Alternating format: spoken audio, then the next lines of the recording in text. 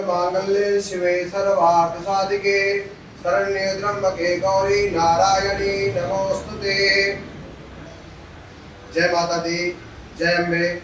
नवरात्र महापर्व चालू है, प्रारंभ है। आज 7वां दिन है, आज रात्रि का दिन है। नौ दुर्गा में माता जी के अलग अलग रूपों से पूजा होती है और अलग अलग रूपों से माँ जगदम्ब जगत जननी सबका कल्याण करती है, हर किसी की मनोकामनाएं पूरी होती है। नौ दुर्गा में 9 देवी आती है और कभी 8 दिन रहती है, कभी 9 दिन रहती है, पर उनकी अलग अलग रूप से पूजा होती है।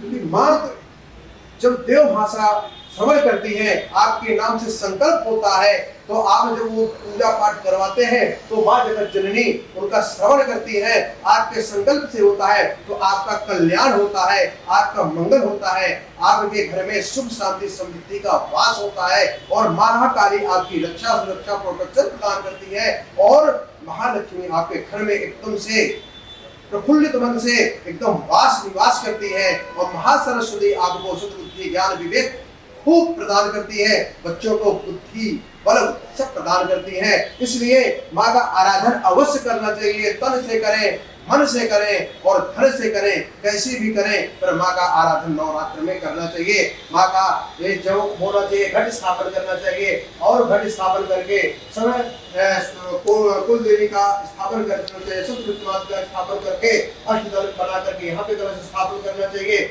इसके बाद नवग्रहों का स्थापन करके माँ नव दुर्गा के आवाहन स्थापन प्रतिष्ठा करना चाहिए। भगवान की परम कृपा होती है। हमारा ये शिवालय है, शिवालय में शिव और शक्ति, हम माता को पाठ सुनाते हैं पर शिव भी वो पाठ सुनते हैं तो उससे डबल कल्याण होता है। हमारे श्रीसरस्वती.com में बड़ी सी बड़ी पूजाएं बड़े भाव बड़े तन्मयता से और बड़े अच्छे वैदिक पद्धति शास्त्रों को पद्धति से की जाती है और उससे सबका कल्याण होता है। यहाँ पे मुंबई लोकल में भी हमसे काफी सारे लोग जुड़े हैं जिसका पूजा पाठ करने से अच्छा होता है, मंगल होता है और हमारे श्रीसरस्वती.com से हर पूरे विश्व से आलभट से लोग जुड़े हैं और उनका कल्याण होता है। हम उनको मार्ग बताते हैं, उनका मार्ग कल्याणकारी होता है, भगवान उनका कल्याण करते हैं। इसलिए हमारे वेबसाइट श्रीसरस्वती.com से आप जो है पूजा सर्विसेज से आप पूजाएं करवाएं और आपको क्या आगे का आपकी क्या दिनचर्या होगी, आपको कैसे क्या करना चाहिए, हम उसके अनुसार ज्योतिष शास्त्र के अनुसार ज्योतिष जो है चक्षु कहा गया है, आपको कहा गया है वेद का। यदि ज्योतिष है तो आप वेद को आगे लेकर के बढ़ सकते हैं, अपना कल्याण कर सकते हैं। ज्योतिष के माध्यम से आपको और अच्छा वो हम आपको मार्ग बताते हैं। इस श्रीसरस्वती.com पूजा सर्विस के द्वारा अनेक प्रकार के बड़े से बड़े अनुष्ठान वैदिक पद्धति से किए जाते हैं। तो आप ये सब देख सकते हैं, यहाँ शिवालय है, हमारे यहाँ पे बड़ी बड़ी पूजाएं की जाती है। अभी महासचंडी यज्ञ 12 ब्राह्मणों के द्वारा नवरात्र में चालू है, तो उसको भी आपको दर्शन करवाएंगे और ये सचंडी महायज्ञ क्यों होता है, कैसे होता है, किसके लिए होता है, ये भी आपको हम बताएंगे। तो आप चलिए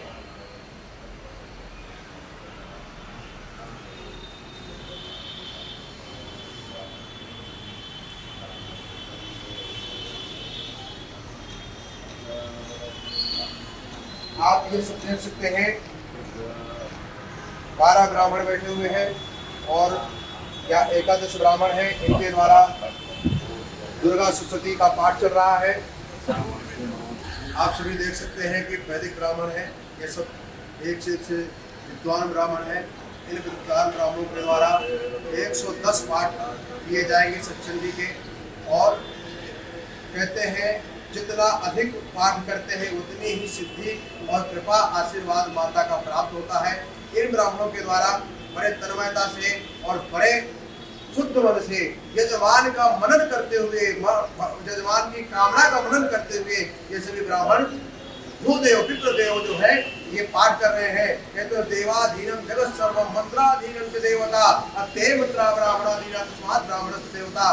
कहते हैं एक के अधीन में सारी सृष्टि है और देवाधीनम जगत सर्वम, देवताओं के अधीन में सारी सृष्टि है।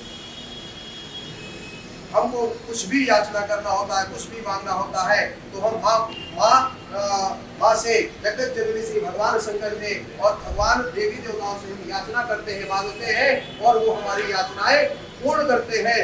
उसी तरह देवताओं को भी किसी से अपेक्षाएं होती है। वो अपेक्षा किनसे होती है? ब्राह्मणों से होती है, क्योंकि ब्राह्मण विप्रदेव, भूदेव इन मंत्रों को इतना अच्छे प्रकार से, सम्यक प्रकार से गायन करते हैं, उच्चारण करते हैं और उनको तन्मयता से, उनको बड़े शुद्ध भाव से, क्योंकि ब्राह्मण जो है बड़े शुद्धावस्था में रहते हैं और भगवान का मनन पूजन हमेशा अच्छे मन, अच्छे विचार रहते हैं, इसलिए वो देवता भी अपेक्षा करते हैं कि उन ब्राह्मणों के द्वारा मंत्र का गायन हो और हम सुने। तो मंत्राधीनम च देवता, वो मंत्र इन ब्राह्मणों के सभी के अधीन है।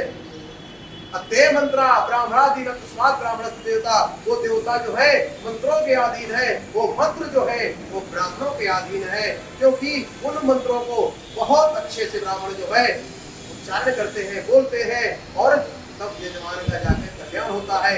एक हमारे अमेरिका में यजमान है, उन्होंने कहा, हमको पहली बार उन्होंने अपने जीवन में पूजा करवाई है और उन्होंने कहा कि पंडित जी ठीक है, मैं आप कह रहे हैं तो मैं पूजा जरूर करवाऊंगा। बुक किया उन्होंने, पर मैं कैसे मालूम कि वहां से मैं करवा रहा हूँ पूजा, मेरा यहाँ कल्याण होगा। मैंने कहा आप एक बार करवा के देखिए, आपका कल्याण न हो, आपका अच्छा न हो तो आप फिर बोलिएगा। और उन्होंने पूजा करवाया, उन्होंने बहुत अच्छा वैदिक पद्धति से पूजा उनका हमने बड़े तन्मयता से किया और पूजा करने के बाद 2-3 दिन के बाद उनका फोन आया कि पंडित जी, हम जिस उद्देश्य से, जिस कामना से आप पूजा करवाए थे, जैसा आपने बताया तो हमने भी किया, आपने जैसा किया हमारा बहुत अच्छा हुआ, मंगल हुआ, कल्याण हुआ। इसलिए ब्राह्मणों में अभी भी वो ताकत है, पर हाँ ये है कि ब्राह्मण होना चाहिए। उसको आप कहीं गुरु बनाओ, जान के, पानी पियो छान के, उसको देखिए कि क्या वास्तविक बात है। ये मंत्रों को जानता है, पूजा पाठ तो कोई भी कर सकता है, इसमें कोई दिक्कत नहीं है, पर उन मंत्रों को अच्छे अवस्था में, शुद्धावस्था में उनको अच्छे से जानने वाला हो, उस कर्म को करने वाला हो और उस चीज को मानने वाला हो, तो उससे जब हम पूजा पाठ करवाते हैं तो हमको उस पूजा का पूर्ण लाभ और बेनिफिट मिलता है। इसलिए श्रेष्ठ व्यक्तियों से पूजा करवाएं और पाठ करवाएं, जिससे आपको उस पूजा का फल मिले और आपका जीवन, आपका मार्ग, आपका सब तरह से मंगल कल्याण हो और आपके अंदर भगवान की कृपा हो, आपके जीवन में हमेशा अच्छे कार्य होते रहे। इसलिए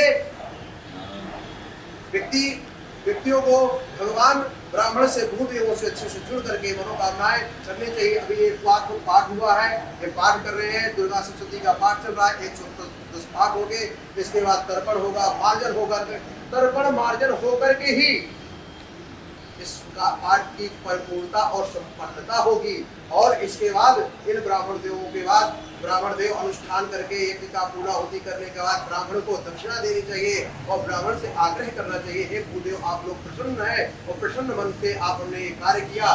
इसके बाद श्रेयोदान होता है, मेरे श्रेयोदान होता है, जो कि हमने आपका ये कर्म किया है। आप तो अब इन जिनका सच्चंदी चल रहे हो तो बहुत दूर बैठे हैं, उनका सच्चंदी महापूजा इन ब्राह्मणों के द्वारा किया जाता है, तो उसको फल कैसे मिलेगा? उसको फल ऐसे मिलेगा जैसे हम श्रेय चावल लेंगे, राइस लेंगे और राइस में सभी ब्राह्मणों के द्वारा कर करके अभिमंत्रित करके किया जाएगा। पहले प्रथम दिवस से और 3 दिन तक जो हमने कर्म किया है उसके नाम से किया है, उसको संकल्प करके उसको दिया जाएगा, उसको श्रेयोदान करते हैं। उसको लेकर के उनको जब वो मिलेगा, उनको हम बताएंगे कि कैसे आपको यूज करना है उस राइस को, तब उसको पूर्ण फल लाभ मिलेगा। इस तरह से कर्म की परिपूर्णता होती है। और यज्ञ की पत्नी दक्षिणा है, यदि हम यज्ञ अनुष्ठान करते हैं तो तुरंत तत्क्षण उसके यज्ञ अनुष्ठान के बाद ब्राह्मण को दक्षिणा देनी चाहिए। तब यज्ञ की जो पत्नी है उनको बड़ी प्रसन्नता होती है और जब प्रसन्नता होती है, जिस कार्य से, जिस उद्देश्य से हम ये यज्ञ अनुष्ठान करवाते हैं उसकी परिपूर्णता होती है, हमारे मनोरथ, हमारे कार्य सिद्ध होते हैं। हम जिस उद्देश्य से करते हैं वो हमारा सब कुछ अच्छा होता है और हमको हमारी ज्ञान, बुद्धि, विवेक जागृत होती है और जागृत होती है तो हम अच्छे कर्म की ओर प्रेरित होते हैं और फिर अच्छे कर्म करने लगते हैं। भाग्योदयेन बहुजन्म समर्थितेन सत्संगमं चलवते पुरुषावदेनावै। जब भगवान की बहुत बड़ी महती कृपा होती है तब जाकर के पूजा पाठ अनुष्ठान इत्यादि आदमी कर पाता है। और जब हमारे पाप इकट्ठा होते हैं तब हम मंदिर जाते हैं, न भगवान की तरफ प्रेरित होते हैं, न ब्राह्मणों को, न अपने बड़े जनों को, मातजनों, गुरुपितों को और नमस्कार किसी का कहना नहीं करते हैं, हमको दुर्बुद्धि ग्रसित करती है। इसलिए व्यक्ति के बहुत बड़े भाग्य होते हैं तो बड़ा पूजा पाठ करवा पाता है, अच्छे श्रेष्ठ जनों से जुड़ पाता है, अपने बच्चों का, अपने परिवार का, अपने सभी लोगों को कल्याण करता है। जब पूजा पाठ करवाते हैं हमारे पितृ देवताओं को भी बड़ी प्रसन्नता मिलती है। हमारे पितृ लोग से पितृ देवता हमको आशीर्वाद प्रदान करते हैं। इससे हमारे घर में शांति का माहौल रहता है, शांति का वातावरण रहता है और हमारे आगे वंश की वृद्धि होती है। अब जब हम पूजा पाठ नहीं करते हैं तो हमसे कॉन्टेक्ट करके हमसे संपर्क करें और उसका अपना निवारण पाएं। जय अम्बे, जय माता।